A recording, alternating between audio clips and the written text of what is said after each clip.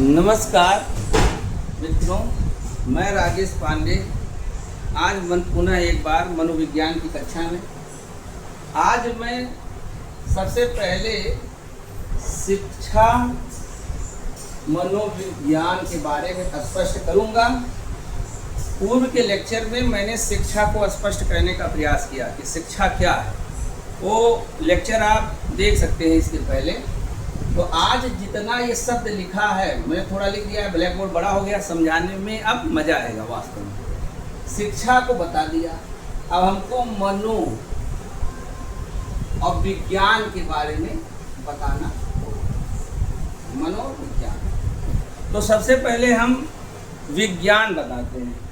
मनोविज्ञान विज्ञान क्यों है और दर्शन से मनोविज्ञान को अलग होने की ज़रूरत क्यों पड़ी। दर्शन का भाग है, मनोविज्ञान दर्शन का भाग था, दर्शन से अलग हुआ मनोविज्ञान।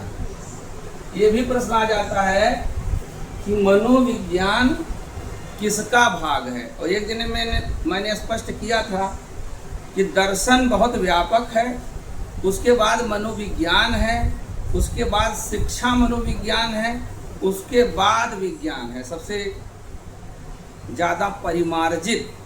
यानी कि दर्शन तो ज्ञान का भंडार है। दर्शन का अर्थ ही है कि ज्ञान के प्रति प्रेम ही दर्शन है। जबकि दर्शन के बारे में चर्चा नहीं, वीडियो लंबी हो जाती है जब हम पढ़ाने लगते हैं, दर्शन के बारे में नहीं। अब हम मनोविज्ञान के बारे में बताएंगे, तभी हम शिक्षा मनोविज्ञान को स्पष्ट कर पाएंगे। लेकिन दर्शन से मनोविज्ञान की तरफ क्यों बढ़ा शिक्षा मनोविज्ञान, दर्शन से अलग होने की जरूरत क्यों पड़ी, उसका अर्थ है। विज्ञान किसे कहते हैं पहले आपको समझना। सामान्य कक्षाओं में या छोटी कक्षाओं में जब भी हम प्रश्न करेंगे कि विज्ञान किसे कहते हैं, साइंस क्या है, तो ज़्यादातर लोग कहते हैं कि विज्ञान क्रमबद्ध और व्यवस्थित ज्ञान को विज्ञान कहते हैं। क्रमबद्ध और व्यवस्थित ज्ञान को विज्ञान कहते हैं। सही भी है, लेकिन कौन सा ऐसा ज्ञान है जो क्रमबद्ध और व्यवस्थित नहीं है। तो यानी सभी विज्ञान है। हिंदी भी क्रमबद्ध है तो भी विज्ञान हो गया। यानी जितने ज्ञान हैं वो ज्ञान की श्रेणी में तभी आते हैं जब वो क्रमबद्ध और व्यवस्थित होते हैं। चाहे आर्ट हो, चाहे विज्ञान हो, चाहे जो भी विषय हैं वो व्यवस्थित और क्रमबद्ध होते हैं। इस नाते विज्ञान की ये परिभाषा छोटी कक्षाओं तक तो सीमित है, लेकिन बड़े व्यापक स्तर पर यह जो परिभाषा है वो खरी नहीं उतरती है कि विज्ञान किसी क्रमबद्ध और व्यवस्थित ज्ञान ही केवल विज्ञान है। तो अब हम बताएंगे कि विज्ञान क्या है, इसकी विशेषता क्या है। देखिए, सबसे पहले जानिए कि विज्ञान में कुछ इम्पॉर्टेंट चीज़ें, जैसे विज्ञान सबसे पहले वस्तुनिष्ठ होना चाहिए, वस्तुनिष्ठता का गुण होना चाहिए, वस्तुनिष्ठ ऑब्जेक्टिविटी होनी चाहिए। अभी एक एक चीज़ क्लियर करेंगे। दूसरा है सार्वभौमिक, सार्वभौमिकता का गुण होना चाहिए। तीसरा है सत्यापनिष्ठता या सत्यापन की क्षमता। उसके बाद चौथा है भविष्य कथनीयता, भविष्य कथनीयता। यानी जिस ज्ञान में वस्तुनिष्ठता हो, सार्वभौमिकता हो, सत्यापनिष्ठता की क्षमता हो और भविष्य कथनीयता की क्षमता हो, वही ज्ञान विज्ञान की श्रेणी में आता है। एक एक बात समझिए और लेक्चर के बाद कमेंट करिएगा कि क्या समझ में आया, क्या नहीं आया। देखिए, वस्तुनिष्ठता किसे कहते हैं। जब कोई प्रश्न हो उसका एक और एक ही उत्तर प्राप्त हो तो वो वस्तुनिष्ठता है। इसका मतलब ये नहीं कि चार विकल्प दे दिए, ये वस्तुनिष्ठता नहीं है। ऑब्जेक्टिविटी क्या है, विज्ञान जो भी कहता है फिर उसके अपवाद बहुत कम ही होते हैं। जैसे सिद्धांत बने विज्ञान के तो उसके अपवाद कम होंगे, उसमें वस्तुनिष्ठता का गुण आएगा। चाहे वह फिजिक्स हो, चाहे वो केमिस्ट्री हो, चाहे वो मैथ हो, उसमें ये नहीं कि वस्तुनिष्ठता का मतलब एक प्रश्न का उत्तर एक ही आए, व्यक्ति चाहे जितने बदले। अगर हम कोई लाभ हानि का सवाल लगा रहे हैं तो उत्तर समान आएगा, चाहे राजेश पांडे लगाएं चाहे आप लगाएं। मतलब वस्तुनिष्ठता का गुण यानी कि प्रश्न के समान होने पर उत्तर भी समान आएगा। तो विज्ञान की सबसे बड़ी विशेषता ये है। दूसरा होना चाहिए सार्वभौमिकता। विज्ञान क्या होता है? सार्वभौमिक, यूनिवर्सल होता है। सार्वभौमिकता का गुण विज्ञान में जरूरी है। जैसे दर्शन इत्यादि विषयों में सबके अलग अलग विचारधारा और सोच है। प्रयोजनवाद, प्रकृतिवाद, यथार्थवाद, आदर्शवाद, न्याय दर्शन, सांख्य दर्शन, तो जितने विद्वान हैं उनकी सोच अलग अलग है। कोई बौद्ध बुद्ध को मानता है, कोई भगवान राम के विचारों पर चलता है, कोई नास्तिक है, कोई आस्तिक है, कोई भगवान को मानता है, कोई भगवान को नहीं मानता। लेकिन ये विज्ञान में नहीं चलेगा कि नहीं मानता है, मानता है। विज्ञान जो भी सिद्धांत और नियम बताएगा वो जो यहाँ लागू होगा वही अमेरिका में लागू होगा, वही इंग्लैंड में। जैसे 1 मीटर कपड़ा, 1 मीटर कपड़ा, अब ये नहीं कि ये 1 मीटर कपड़ा भारत से खरीद कर ले जाएं और अमेरिका के पैमाना पर वो जा करके 4 मीटर हो जाए, ऐसा नहीं। भूमि मापन में होता है कभी कभी, लेकिन वो विज्ञान की श्रेणी में नहीं है कि 1 बीघा कितने का, इसमें बड़ा कंफ्यूजन है। 1 बिस्सा कितने का होगा, ये भी बहुत। लेकिन हेक्टेयर जो विज्ञान में गया, हेक्टेयर में नहीं कंफ्यूजन है। मतलब कि 1 मीटर कपड़ा, 1 किलोग्राम, या हुंड का नियम, या आर्किमिडीज का सिद्धांत, या कोई गणितीय सिद्धांत, हर जगह वही रहेंगे। उसमें सार्वभौमिकता का गुण पाया जाता है। विज्ञान की दूसरी बड़ी विशेषता है कि जो है वो सब जगह है। तो ऐसा ज्ञान जिसको पूरा संसार माने, उस सिद्धांत को सब माने और सब जगह एक जैसा हो, परिस्थिति और परिवेश से सिद्धांत ना बदले, तो उसी गुण को सार्वभौमिकता का गुण कहते हैं। आशा है ये बात समझ में आई। तीसरा है सत्यापन की क्षमता या सत्यापनिष्ठता, इसको कहते हैं। सत्यापन की, हम जो कहें, जो भी चीज हम कहें उसे प्रमाणित करने की क्षमता प्रयोगों के माध्यम से हो। यानी आज कह दें कि भाई हम उड़ सकते हैं, तो विज्ञान कहता है उड़ के दिखाओ। आप ये नहीं कर सकते कि जैसे हम लोग धार्मिक प्रवचन बाबा लोग करते हैं, तो जैसे कोई कह दे कि हमने भैया देखो हनुमान जी यही दिखाई दे रहे हैं, तो हम कहेंगे कि हनुमान जी हमको दिखाई दे रहे हैं। अब आपको दिखाई ही नहीं दे रहे हैं, तो आप कहेंगे गुरु जी हमको दिखाई नहीं दे रहे हैं। यानी कि अब हमको दिखाना पड़ेगा कि हनुमान जी दिखाई दे रहे हैं, तो प्रमाणित करें कि कैसे दिखाई दे रहे हैं, तब वो विज्ञान की श्रेणी में आएगा।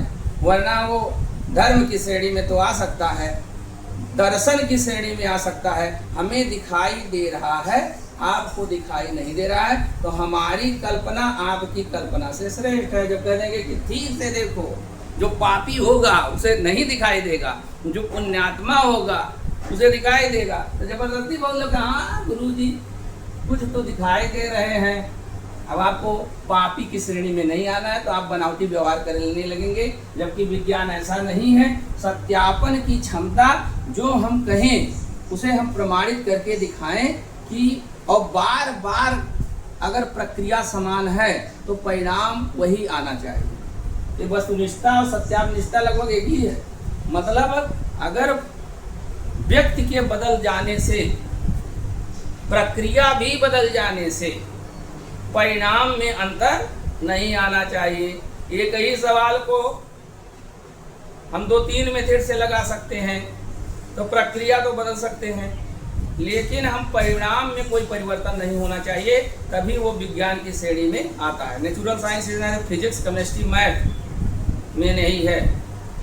देखिए अगला जो है भविष्य कथनीयता, ये बहुत इंपॉर्टेंट है। भविष्य विज्ञान के अंदर भविष्य कथनीयता का गुण है, यानी अगर हम ऐसा करेंगे तो ऐसा होगा, हो सकता है नहीं होगा, यानी अगर ये चीज मिलाएंगे, जैसे मान लीजिए H2 धन O तो ये होगा H2O, यानी कि अगर हम हाइड्रोजन के 2 मॉलिक्यूल में ऑक्सीजन मिलाएंगे तो वो जल बनेगा, ये निश्चित है, भविष्य कथनीयता।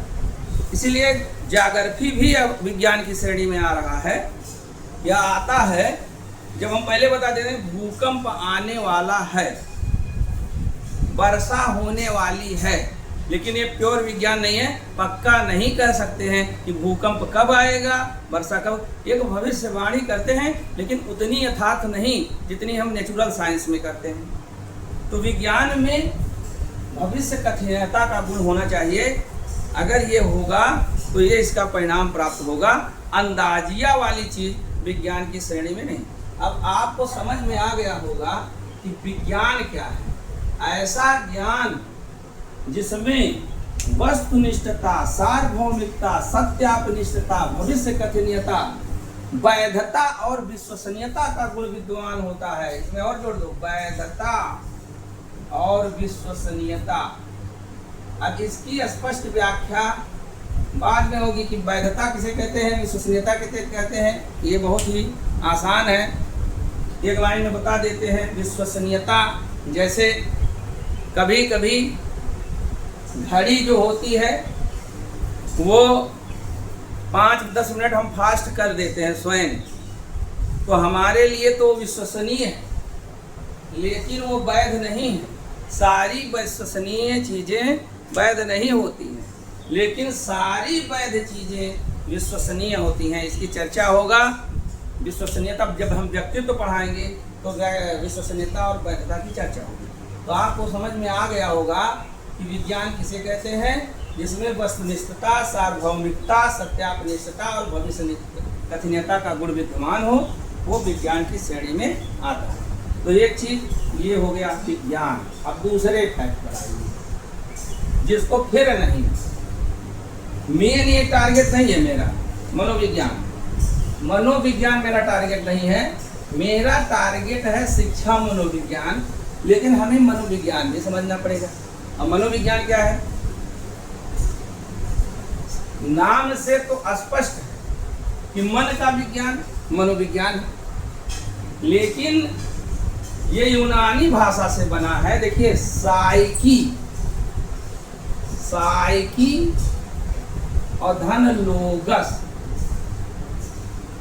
साइकी धन लोगस, यहाँ देखिए लिख दिए साइकी धन लोगस, PSYCHE साइकी और LOGOS लोगस। साइकी माने आत्मा और लोगस माने अध्ययन, यूनानी भाषा में, यानी आत्मा का अध्ययन मनोविज्ञान है। पहले यही माना जाता था कि हम मनोविज्ञान में आत्मा का अध्ययन करते हैं, आत्मा का अध्ययन। अब लेकिन क्या हुआ, आत्मा बहुत अच्छी तरीके से परिभाषित नहीं है। हमें विज्ञान की तरफ चलना है, इसलिए मैंने विज्ञान कह दो। हमारी ये आत्मा आपसे जुड़ी हुई है, हम आत्मिक रूप से आपसे बहुत प्रेम करते हैं। मैं देख थोड़ा रहा हूँ कि कितना जुड़ी हुई है, कितना प्रेम करते हैं। आपके आत्मा में क्या है, इसे वैज्ञानिक रूप से प्रमाणित नहीं किया जा सकता। वास्तव में इसी नाते आत्मा वाला जो कॉन्सेप्ट था वो विज्ञान पर नहीं खरा उतर रहा था, और हमें विज्ञान की श्रेणी में आना था। इस नाते हमने आत्मा का त्याग कर दिया। मतलब हमने कहा कि भैया नहीं, मनोविज्ञान आत्मा का विज्ञान है। ये जो है ये प्लेटो, अरस्तु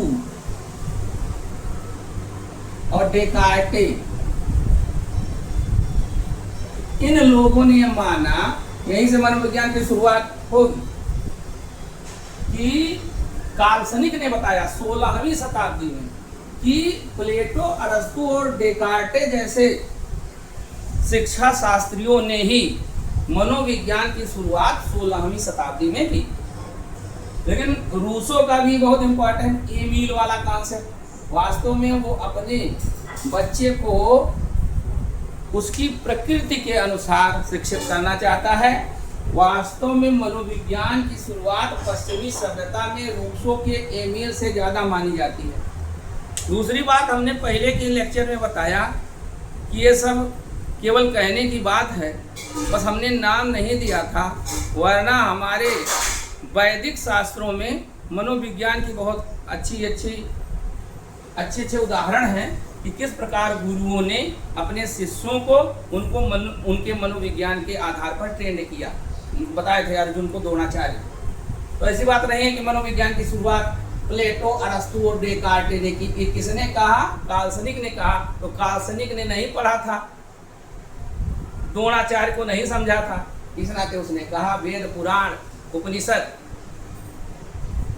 को नहीं पढ़े वो लोग, इस नाते उन्होंने कहा। लेकिन हम लोगों को तो सिलेबस में हमको बताना पड़ेगा कि प्लेटो, अरस्तु, डेकार्टे के द्वारा मनोविज्ञान की शुरुआत हुई और रूसो प्रमुख है मनोविज्ञान की शुरुआत के लिए, क्योंकि उसने एक काल्पनिक छात्र के रूप में, एमेल के रूप में उसके नेचुरल शिक्षा देने का प्रयास किया। इस नाते मनोविज्ञान में नींव के पत्थर हैं प्लेटो, अरस्तु और डेकार्टे। 16वीं शताब्दी से मनोविज्ञान की शुरुआत मानी जाती है। दूसरी चीज है कि जब हम आत्मा को परिभाषित नहीं ठीक से कर पाए तो कहा कि भैया आत्मा पूरी तरीके से वैज्ञानिक तरीके से हम उसको बता नहीं सकते, वो अलग अलग चीज है, व्यक्ति की अलग अलग महसूस करने की बात है। तो दूसरा मनोविज्ञान मन का विज्ञान है। मन मने मस्तिष्क, यानी व्यक्ति के मस्तिष्क और मन का अध्ययन मनोविज्ञान है। यहीं से देखिए ये है मनोविज्ञान। लेकिन मस्तिष्क और मन को स्पष्ट करना भी मनोवैज्ञानिकों के लिए बहुत कठिन हो गया। क्यों? क्योंकि मन बहुत चंचल होता है और मन का अध्ययन जब हम पढ़ाएंगे अंतर्दर्शन विधि, बहिर्दर्शन विधि, तो आप देखेंगे कि मन का अध्ययन करना बहुत कठिन है। अंतर्दर्शन विधि के द्वारा किया जाएगा, बहुत ही कठिन है। इस नाते हमने मनोविज्ञान से मन को भी अलग कर दिया। भैया मनोविज्ञान मन के खाली अध्ययन नहीं है, क्योंकि मन का अध्ययन करना इतना आसान नहीं है। पीपर पात सरिस मन डोला, पीपर पात सरिस मन, ये मन कैसा है? पीपल के पत्ते के समान है जो डोलता रहता है। तो इसका अध्ययन करना इतना आसान नहीं है। प्रायोगिक विधि का प्रयोग मन पर नहीं किया जा सकता, ये भी कट गया। कहने भैया मनोविज्ञान अब चेतना का विज्ञान है। बाद में लोगों ने बताया कि मनोविज्ञान मन को नहीं परिभाषित किया गया, तो मनोविज्ञान चेतना का विज्ञान है। 18वीं शताब्दी विलियम जेम्स, विलियम वुंट और जेम्स सिली, इनका आप बहुत पढ़ेंगे। विलियम वुंट का, इन्होंने जर्मनी में प्रथम मनोवैज्ञानिक शाला प्रारंभ की, विलियम वुंट। तो यहाँ मनोविज्ञान चेतना का विज्ञान है। चेतना क्या है? कॉन्शियस। देखिए मनोविज्ञान चेतना का विज्ञान है। अब चेतना का अध्ययन करना तो लगभग कठिन है, क्योंकि हम समझाते हैं क्यों कठिन है। क्योंकि अर्धचेतन मन, चेतन मन और अचेतन मन, हमारा मन कितने प्रकार का होता है? अर्धचेतन मन, चेतन मन और अचेतन मन। तो हम चेतन मन का तो अध्ययन कर सकते हैं। किसी बालक के चेतन मन का अध्ययन किया जा सकता है। अध्ययन की अनेकों विधियां हैं, बताएंगे कि शिक्षा मनोविज्ञान में बालकों के व्यवहार के अध्ययन की कितनी विधियां हैं और किस प्रकार व्यवहार का अध्ययन किया जाता है। यहाँ सेंट्रल टीचिंग से बहुत इंपॉर्टेंट प्रश्न उठता है कि चेतन मन क्या है और अर्ध चेतन मन क्या है और अचेतन मन क्या। फ्रायड जुड़ते हैं यहाँ पर। फ्रायड ने कहा था कि जिस प्रकार बर्फ समुद्र में तैरता हुआ बर्फ का गोला 1/10 दिखाई देता है, जैसे ये समुद्र है, इस पे तैरता हुआ बर्फ का गोला 1/10 दिखाई देता है, ऐसे करो 1/10 दिखाई देता है, 9/10 दिखाई नहीं देता। उसी प्रकार का मनुष्य है, उसका 1/10 मन दिखाई देता है, चेतन है, जबकि 9/10 आप खुद ही नहीं समझ पाते हैं कि आप क्या चाहते हैं। लोगों कहते हो कि भाई मन आज बड़ा दिक्कत में है, हम खुद ही नहीं समझ पा रहे हैं कि हम क्या करें। तो वो क्योंकि तुम अर्धचेतन अचेतन मन से गवर्न हो रहे हो, तुम खुद ही नहीं समझ पा रहे हो कि मेरा मन क्या करेगा। अब हम पढ़ाएंगे तो मूल प्रवृत्ति कैसे जुड़ती है चेतना से। यानी यहाँ बहुत बड़ा लेक्चर ना हो जाए, इस नाते यही रोक देते हैं कि मनोविज्ञान जो है वो चेतना का विज्ञान है। इसका अध्ययन करना इतना आसान नहीं है, क्योंकि चेतना का मतलब 33% ही अध्ययन कर सकते हो, CS छूट जाएगा। ज़्यादा से ज़्यादा 33 हो, 33 नहीं 1/10 कर सकते हो, तो 1/10 ही अध्ययन कर सकते हो। इस नाते इसको हमने छोड़ दिया। आगे आ गया कि अब यहीं से मनोविज्ञान शुरुआत हुई। आ गए हम मेन टॉपिक पर कि मनोविज्ञान व्यवहार का विज्ञान है। वाटसन, वुडवर्थ इत्यादि मनोवैज्ञानिकों ने 20वीं शताब्दी में ये बताया। किस शताब्दी में? 20वीं शताब्दी में ये बताया कि मनोविज्ञान व्यवहार का विज्ञान है। बहुत अच्छी बात बताई, क्योंकि व्यवहार का अध्ययन करना आसान है। मतलब हम क्या सोचते हैं इसका तो अध्ययन नहीं कर सकते, लेकिन हमारे पूर्व किए गए व्यवहार ये बताते हैं कि हम नवीन व्यवहार क्या करेंगे। यानी बालकों के व्यवहार का अध्ययन करना ही शिक्षा मनोविज्ञान है, और वैज्ञानिक विधि से हम मानवों के व्यवहार का अध्ययन कर सकते हैं। यानी मानव व्यवहार का अध्ययन, इसमें देखिए उत्तेजना, प्राणी और रिस्पांस यानी क्रिया, तमाम हम जब थॉर्नडाइक पढ़ेंगे तो आप देखेंगे पावलो, स्किनर, तो ये देखिए ये जरूरी है। देखिए थॉर्नडाइक को प्रथम शैक्षिक मनोवैज्ञानिक कहा गया। प्रथम शैक्षिक मनोवैज्ञानिक यानी शिक्षा के क्षेत्र में थॉर्नडाइक ने सबसे पहले थॉर्नडाइक को शिक्षा मनोविज्ञान का प्रथम शैक्षिक मनोवैज्ञानिक कहा जाता है। अब देखिए डीवी फिर आ जाते हैं, जॉन डीवी। इन्होंने शिक्षा के क्षेत्र में बहुत अमूल्य योगदान दिया। अब अन्य आप पढ़ेंगे कि डीवी का क्या योगदान है, थॉर्नडाइक का क्या योगदान है, शिक्षा में कैसे कैसे मनोविज्ञान आगे बढ़ा। तो इस तरह से हम शिक्षा मनोविज्ञान में हमने विज्ञान समझा और लगभग मनोविज्ञान समझा। मनोविज्ञान क्या है? व्यवहार का धनात्मक विज्ञान है। मनोविज्ञान व्यवहार का धनात्मक विज्ञान है। ये किसने कहा? वाटसन। वाटसन ने बताया कि मनोविज्ञान व्यवहार का धनात्मक विज्ञान। अब देखिए यही एक वुडवर्थ की परिभाषा यहीं से छुपी हुई है। वुडवर्थ ने कहा कि सर्वप्रथम शिक्षा मनोविज्ञान ने आत्मा को छोड़ा, फिर मन का त्याग किया, फिर चेतना को छोड़ा, अब व्यवहार का दामन थामे हुए। यानी शिक्षा, वुडवर्थ की डिफिनीशन है बड़ी इंपॉर्टेंट कि सबसे पहले मनोविज्ञान ने आत्मा का त्याग किया, फिर मनोविज्ञान ने मन का त्याग किया, फिर मनोविज्ञान में चेतना को छोड़ा, अब वह व्यवहार का दामन पकड़े हुए है।